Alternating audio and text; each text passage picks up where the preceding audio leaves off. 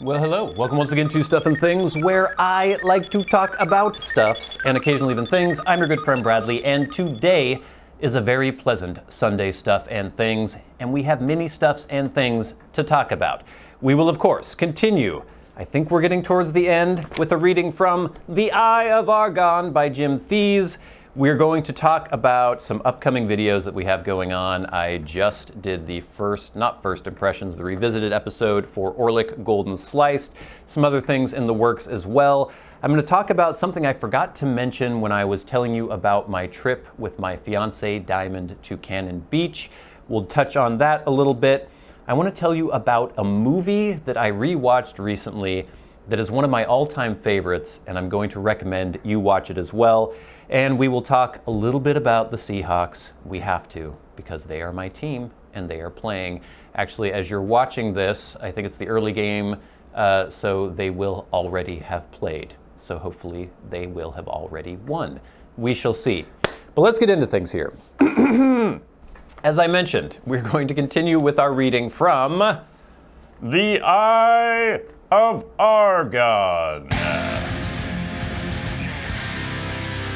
by Jim Theis. All right, when last we left Grigner and Carthena, they had escaped from the chamber in which he was going to be sacrificed, and then some unknown foe with gaping eyes and widened jaws was about to attack. But Grigner was too late to defend himself, apparently. So,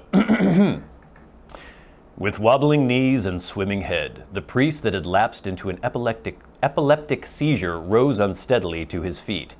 While enacting his choking fit in writhing agony, the shaman was overlooked by Grigner.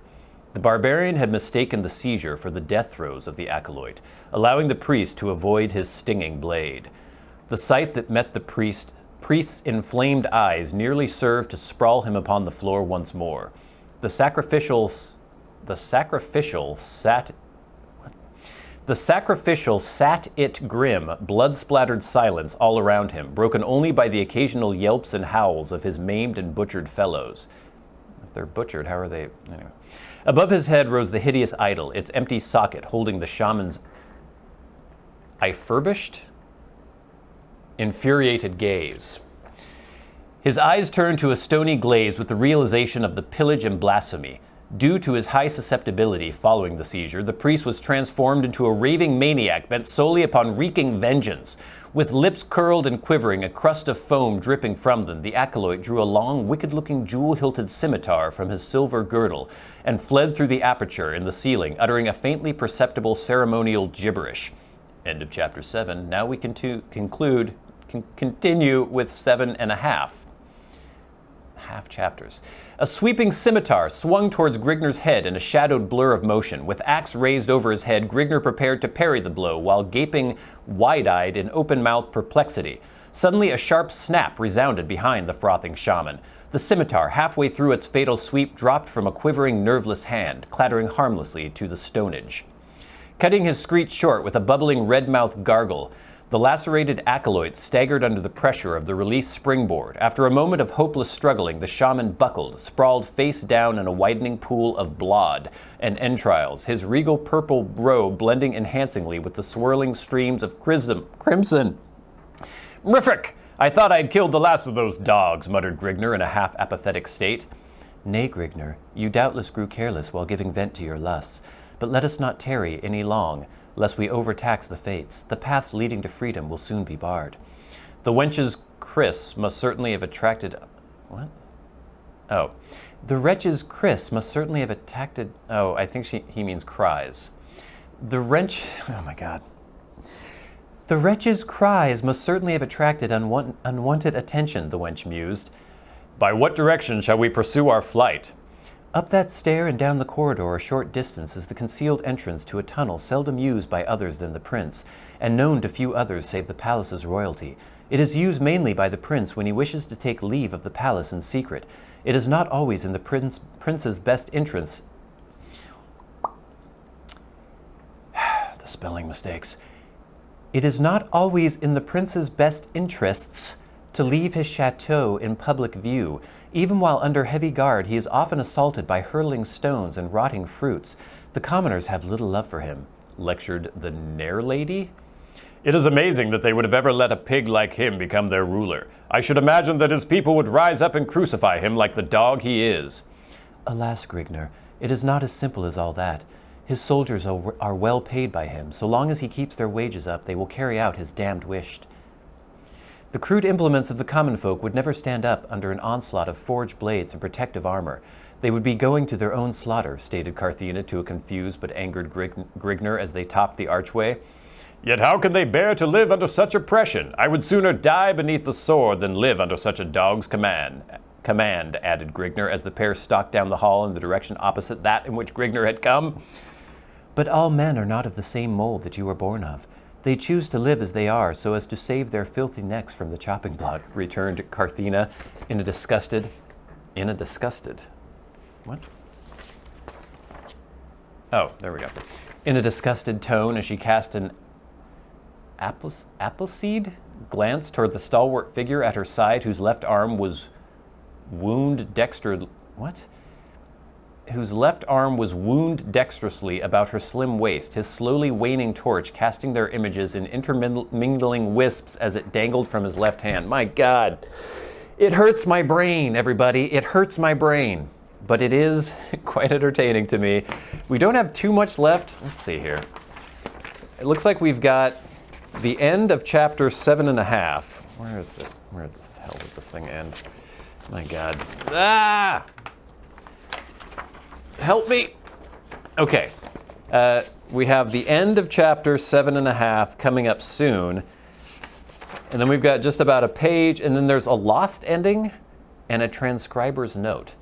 So look forward to that when we continue reading The Eye of Argon. All right, gang. As I mentioned, we have videos coming up on both of the channels. This coming week on Stuff and Things Plays, we will continue with our Bloodborne playthrough.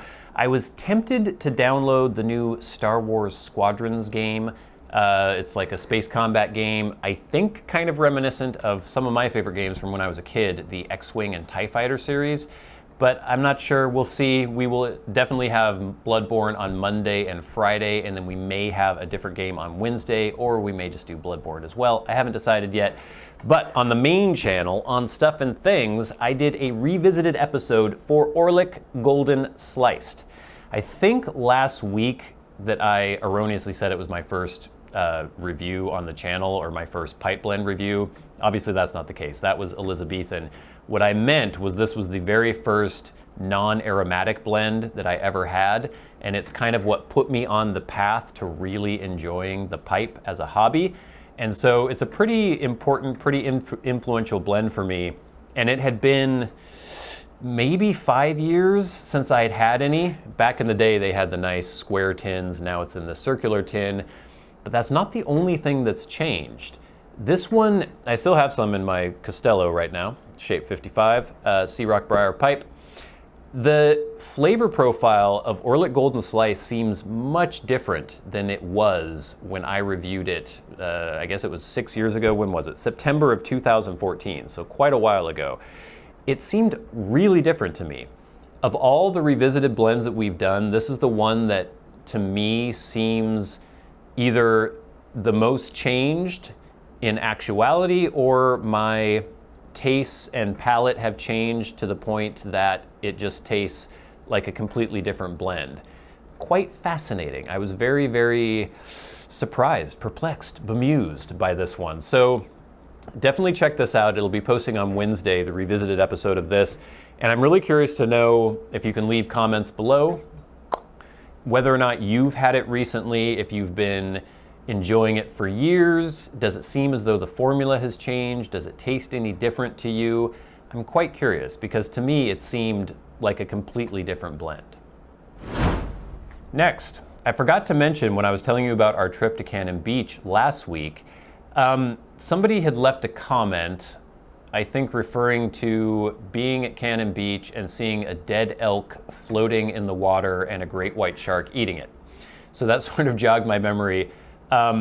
I didn't see any great white sharks, but there were some shark warning signs. I guess they do kind of come to the coast occasionally there. But I saw elk for the first time in a long time, and for the first time really close up. It was a really interesting situation. My fiance and I, and some people get annoyed when I refer to her as my fiance, her name is Diamond, but not everyone knows that that's her name. And if you're watching the channel for the first time and I say, oh, Diamond and I, you won't know who Diamond is. So it makes more sense to just say fiance. I don't know, to me it makes sense. Anyway, we were driving at night. We were gonna go to a pub and have some, I think she was looking for chowder. We were gonna have some chowder, fish and chips, whatever. I ended up having a hamburger, in case you're interested. We were gonna go to a pub in Cannon Beach, and there's kind of this twisty road that goes along the coast, sort of up, overlooking some houses and the actual, like, you can see Haystack Rock and stuff in the distance.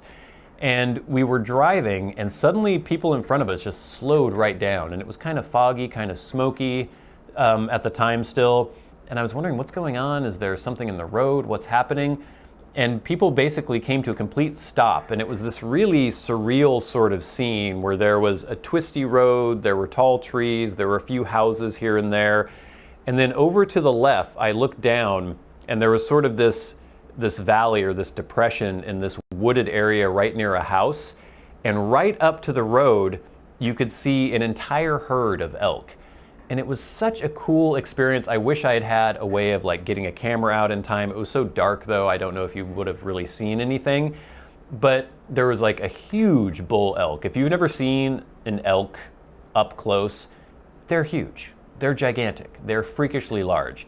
I mean, you see deer all the time, at least I see deer all the time. And even the deer we have around here, the mule deer, they're big, but they're not gigantic. I've been face to face, I'm trying to think of like, if I'm standing up and I'm like 6'2", there can be a male deer whose face will be almost equal to my face. So they're pretty tall, and then if they have a big rack.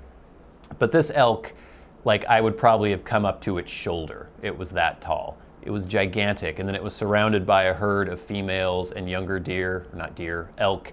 And it was just such a weird, surreal scene. Like, you see the boughs of these giant trees and then sort of mist, and then the headlights from the cars lighting up this little tableau of these giant freaking elk. And it was really cool. It was really cool to see.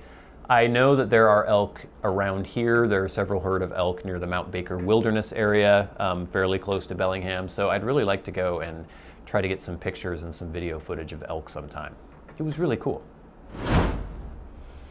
All right, I mentioned that I was going to do it's not really a mini movie review, but my fiance Diamond and I recently rewatched a film that I first saw when I was 9, maybe 8 or 9 years old, and it is called A Room with a View. It is a Merchant Ivory film based on a novel by E.M. Forster, and it is fantastic. And I'm going to try to impart to you why I like this film so much and why you should watch it. We'll see how it goes. On a very base level, it's kind of a silly romantic story taking place between upper-class British people during the Edwardian period. But it starts out with a young girl, Lucy Honeychurch, played by Helena Bonham Carter, who I developed a huge crush on as a small child after seeing this film. But she goes to Florence. She's there with her aunt/chaperone, played by Maggie Smith, who's very stuffy, very prickly, kind of passive-aggressive. She meets a young man and his father, who you get the impression, he's a gentleman, but you get the impression that they are newer money and not necessarily as high class as the old landed aristocrats back in England. And they have kind of radical ideas. I don't know if I can convey to you how funny this film is. There's an amazing scene where back in England, several characters go for a bathe in a pond that is just hysterical. Daniel Day-Lewis plays her supercilious fiance, Cecil. He's amazing in it. The casting is just fantastic in this film. I can't imagine any character played by an actor who would do a better job than the actor who plays it in the film. Like I said, Helena Bonham Carter is amazing. I think it was her very first film. She was 18 or 19 when she was in it. What's his name? Julian Sands, I believe, who ended up doing a lot of like weird B movies later, but he plays George Emerson, her perhaps potential love interest. There is Cecil, played by Daniel Day-Lewis. A lot of famous English actors you will notice. What is the guy's name? He plays Marcus in Indiana Jones. Jonathan Rhys Davies? No, that's Sala. What is his name? I can't remember his name, but he's fantastic. The casting is amazing. The script is amazing. It is just a very pleasant, very, I won't say light. I guess the way that it deals with romance and class and everything is kind of, it's sort of like a light comedy, but it's just hilarious. It's amazingly well done. I think, is it on Netflix right now? It may be on Netflix right now. I can't remember if I watched it on Netflix or if I rented it on Amazon, but if you haven't seen A Room with a View, it's fantastic and you should check it out. This week, we do not have a hashtag Ask Stuff and Things section of the show because I only got like 1 or 2 questions. Come on, gang, send me your questions to tweet at SAT Bradley with the hashtag AskStuffandThings. You can also ask me questions on Patreon, and I will answer on the Sunday Stuff and Things. We love getting questions from you. It really helps the show broaden out a little bit. If there's something that I may not have thought about talking about, you can ask a question, broach a subject, and I will touch on it in the next Sunday Stuff and Things. So tweet at SAT Bradley with the hashtag AskStuffandThings to leave your questions for me. But before we end the show, I would like to thank our Patreon supporters. These people are heroes. They are superheroes supporting the channels every single month. We are still doing our drive for the fancy camera. I'm looking at trying to get a Canon EOS R6 and a lens, and it's really expensive. So if you support the channels on Patreon, that's where the money's going. I'm thinking of maybe trying to rent an EOS R6 or EOS R6. It's still kind of expensive to do that. It's like close to $200 to rent the camera and the lens for a week, but I'd like to try it out and see kind of the difference it would make in the quality of the videos. I basically just want to get more equipment to make things more professional and broaden the horizons a little bit as to what kind of videos we can do on the channel and how good they look for you, the viewers. But people have been stepping up and supporting the channel on Patreon. If you would like to do that as well, there's a link in the description box below. But every week, we like to thank those who support the channel at $25 or more a month. People like Ryan McFadin, MDoftheNorth, Kirk Crompton, Private Eye, Cody Striegler, Glenn, David Gaudreau, Gus, Jason Buckner, Jen O'Side, and John Leone. We'd also like to thank the Maniacs, the crazy people who support the channels at $100 a month. People like Peter Straub and Bob Magee.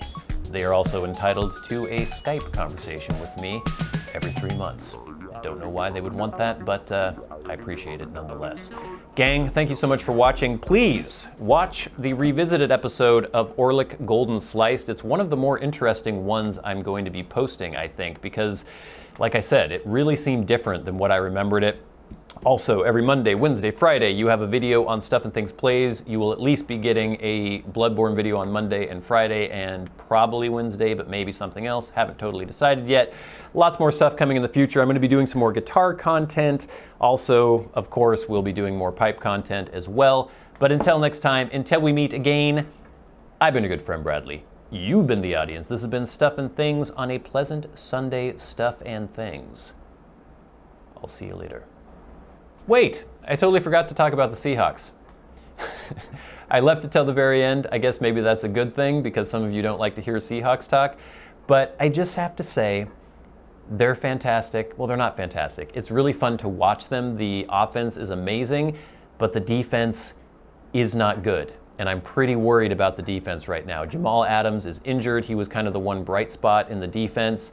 They have a lot of other injuries that they have to deal with. Chris Carson, the running back, is only going to be out for a week or two, so that's not a huge deal. But they've lost a lot of people. I'm super worried about the defense. They can probably take care of Miami. They may have by the time you're watching this, but I don't know. If the defense doesn't whip into shape, I'm not sure that they can make a long run in the playoffs, but at least they're super entertaining to watch. The offense is just so explosive and so much fun, and Russell Wilson is still just playing amazingly well. So there you go. That was the brief Seahawks update. And now, thank you so much for watching. I've been your good friend Bradley. You've been the audience. This has been Stuff and Things on a pleasant Sunday Stuff and Things. I'll see you later.